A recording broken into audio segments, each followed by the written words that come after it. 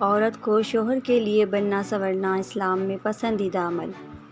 ہم اکثر دیکھتے ہیں کہ خواتین دن بھر کے کام کاج کو انجام دے کر اس قدر تھک جاتی ہیں کہ شام ہوتے ہی ذہنی اور جسمانی تھکن سے چور ہو جاتی ہیں۔ صبح سویرے اٹھنا، بچوں کے لیے، شوہر کے لیے ناشتہ بنانا، بچوں کو کھلانا پلانا، انہیں تیار کر کے اسکول بھیجنا، پھر صفائی کرنا، دوسرے کام نپٹانا اور دوپہر کے وقت سے پہلے ان کاموں کو نپٹا کر دوپہر کا کھانا بنانا تاکہ بچوں کو اسکول سے لوٹتے ہی کھانا تیار ملے۔ یہاں تک کہ کاموں کی ایک طویل فہرست ہوتی ہے۔ بچوں کے آنے کے بعد بھی کئی کام ہوتے ہیں جو خواتین کو انجام دینے ہوتے ہیں۔ اگر کچھ وقت دوپہر سے سحر تک کے بیچ میں مل گیا تو آرام کر لیتی ہیں، ورنہ پھر شام کے کام، شوہر کے گھر لوٹنے کا وقت ہو جاتا اور کام ہے کہ ختم ہی نہیں ہوتے۔ ایسے میں شوہر گھر تشریف لاتے ہیں اور گھر میں چاروں طرف بکھرے کپڑے، کھلونے اور دوسرا سامان دیکھ کر ان کا موڈ مزید بگڑ جاتا ہے۔ بچوں کا شور ناگواری کا احساس پیدا کرتا ہے۔ کچن سے نکلتی ہوئی بیگم میلے کچیلے کپڑوں میں، الجھے بالوں اور تھکے سے چہرے کو دیکھ کر موڈ مزید بگڑ جاتا ہے۔ وہ ایک کپ چائے کی فرمائش کرنا چاہتے ہیں مگر بیگم کی بیزاری سی صورت انہیں ایسا کرنے سے روک دیتی ہے۔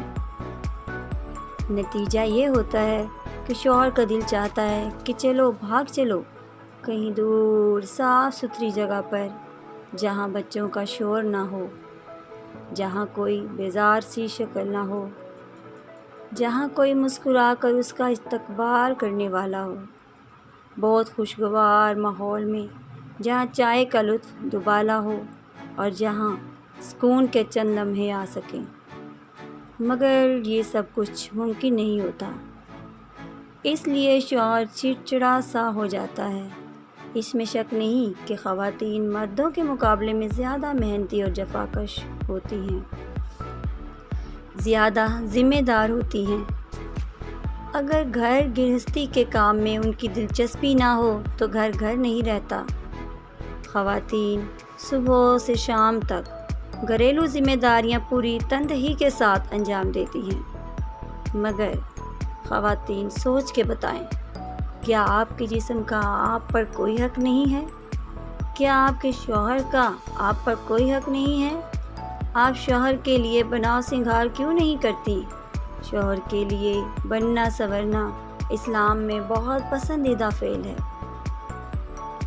خواتین کو شوہر کی دل بستگی کے لیے اپنے آپ کا، اپنی صحت کا، اپنے رہن سہن کا، اپنے لباس و حسن کا خیال رکھنا چاہیے۔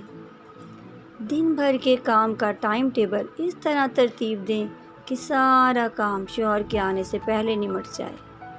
اگر کچھ باقی رہ بھی جائے تو حرج نہیں، آپ اسے بعد میں بھی کر سکتی ہیں۔ آپ نہا دھو کر تیار ہو جائیں اور جب صبح کے گئے تھکے ماندے شوہر گھر آئیں تو انہیں ایک اچھا سا ماحول دیں اور ان کا مسکرا کر استقبال کریں۔ آپ کی مسکراہٹ دیکھ کر ویسے ہی ان کی آدھی تھکن دور ہو جائے گی۔ خوشگوار باتیں کریں۔ دن بھر کے کمر توڑ کام کا رونا نہ روئیں۔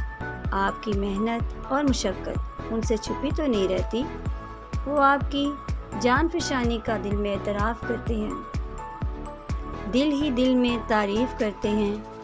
ہاں، کچھ مرد تعریف کے معاملے میں کنجوس ہوتے ہیں، مگر اس کا مطلب یہ نہیں کہ وہ آپ کی خدمات کے معترف نہیں ہیں۔